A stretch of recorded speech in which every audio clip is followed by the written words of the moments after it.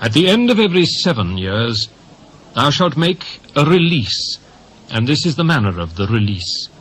Every creditor that lendeth aught unto his neighbour shall release it. He shall not exact it of his neighbour, or of his brother, because it is called the Lord's release. Of a foreigner thou mayest exact it again, but that which is thine with thy brother thine hand shall release, save when there shall be no poor among you. For the Lord shall greatly bless thee in the land which the Lord thy God giveth thee for an inheritance to possess it, only if thou carefully hearken unto the voice of the Lord thy God, to observe to do all these commandments which I command thee this day. For the Lord thy God blesseth thee, as he promised thee, and thou shalt lend unto many nations, but thou shalt not borrow. And thou shalt reign over many nations, but they shall not reign over thee.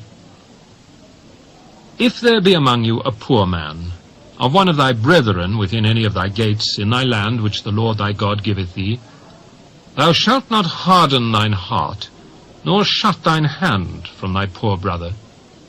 But thou shalt open thine hand wide unto him, and shalt surely lend him sufficient for his need, in that which he wanteth. Beware that there be not a thought in thy wicked heart, saying, The 7th year, the year of release, is at hand, and thine eye be evil against thy poor brother, and thou givest him naught, and he cry unto the Lord against thee, and it be sin unto thee.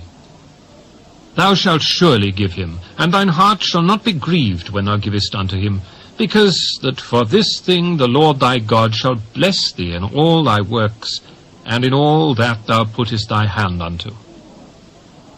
For the poor shall never cease out of the land. Therefore I command thee, saying, Thou shalt open thine hand wide unto thy brother, to thy poor, and to thy needy in thy land.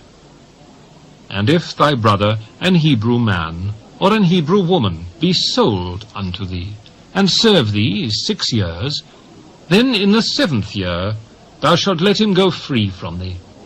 And when thou sendest him out free from thee, thou shalt not let him go away empty. Thou shalt furnish him liberally out of thy flock, and out of thy floor, and out of thy winepress.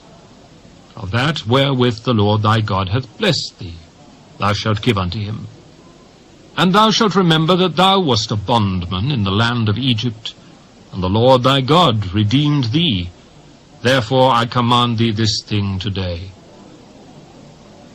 And it shall be, if he say unto thee, I will not go away from thee, because he loveth thee and thine house, because he is well with thee, then thou shalt take an awl, and thrust it through his ear unto the door, and he shall be thy servant for ever.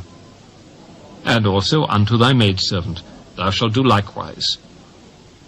It shall not seem hard unto thee, when thou sendest him away free from thee, for he hath been worth a double hired servant to thee in serving thee 6 years, and the Lord thy God shall bless thee in all that thou doest. All the firstling males that come of thy herd and of thy flock thou shalt sanctify unto the Lord thy God. Thou shalt do no work with the firstling of thy bullock, nor shear the firstling of thy sheep. Thou shalt eat it before the Lord thy God year by year in the place which the Lord shall choose, thou and thy household. And if there be any blemish therein, as if it be lame or blind, or have any ill blemish, thou shalt not sacrifice it unto the Lord thy God. Thou shalt eat it within thy gates. The unclean and the clean person shall eat it alike, as the roebuck and as the hart. Only thou shalt not eat the blood thereof. Thou shalt pour it upon the ground as water.